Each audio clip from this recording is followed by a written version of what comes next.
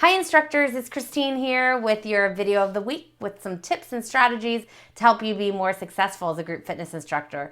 This week I'm sharing 7 strategies that are going to help you find your voice as a group fitness instructor. No matter what format that you're leading, or if you're just kind of starting out and you want to start teaching group fitness classes, these 7 tips have kind of come together as a result of the mistakes and struggles that I've had over my career. And I want to share them with you to help you be more successful right out of the gate.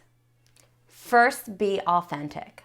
While it's great to have aspirations to be like your favorite instructor and to really improve yourself, you really want to be true to who you are and you want to find your own voice. And that's going to help other people connect you, and it's going to make it easier for you in the long run to be as an instructor, because you're not going to be trying to be someone else. You're going to just be yourself. So really tune into what makes you unique, what makes you you, and just be yourself when you're teaching. Next, you want to be authoritative.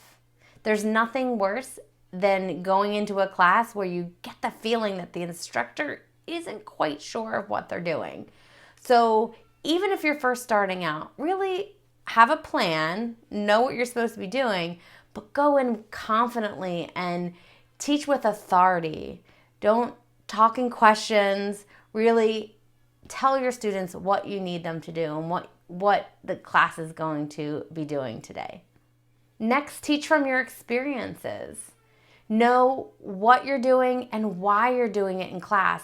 Whether you went to a training to learn whatever format that you're teaching, or you've made up like the choreography or the program that you're teaching, you really want to know what and why you're doing it and really teach from that experience, as opposed to just memorizing all the choreography or all the moves. Really know the why of what you're doing and teach from that experience.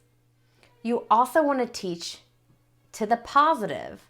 I never ask students to not do something. Don't do this, don't do that.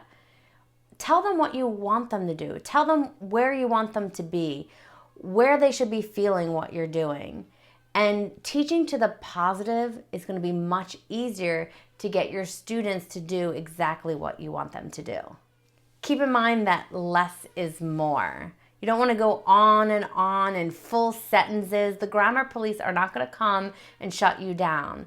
Just speak in short phrases. Keep it really simple, especially when you're teaching cardio classes and classes that require a lot of exertion on your part as well. You may not even have an opportunity to get out a lot of words. Or if the movement from one exercise to the other is really swift, then you don't have the time to be going into a lot of detail and a lot of sentences. So keep it really simple. Again, if you go back to that last thing that I said about teaching to the positive, just tell them exactly what you want them to do. Keep it really simple and short, and get them to where they need to be. Now, over time, you're going to learn what works and what doesn't. And there's going to be things that just don't work. So I like to keep a little journal and jot down things that don't work, so that way I know not to use those things later, and also write down things that did work. And in the same regard, you'll want to add to your vocabulary, all the words that you're using, all the phrases, because it's really easy to kind of get stuck in a rut and kind of sound repetitive and robotic. So if you, in that journal, jot down all like your little catchphrases, things that you tend to say a lot, you can keep track of that. And a great exercise that you can incorporate into 1 week is to take some things that you say a lot.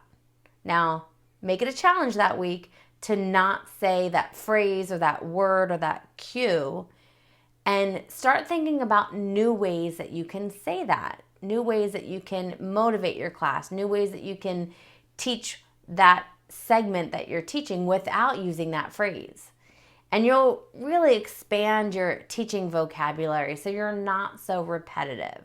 So those are just some of the things that I do. Maybe there's something that you do that really helps you to be a great group fitness instructor. Leave that in the comments below. I love to see your ideas. And let me know what future videos you'd like to see. If you're struggling with anything as a fitness instructor, or if you have a question about anything, let me know. Every Monday, I love posting instructor tips on this YouTube channel. And until next week, have a great week teaching your classes.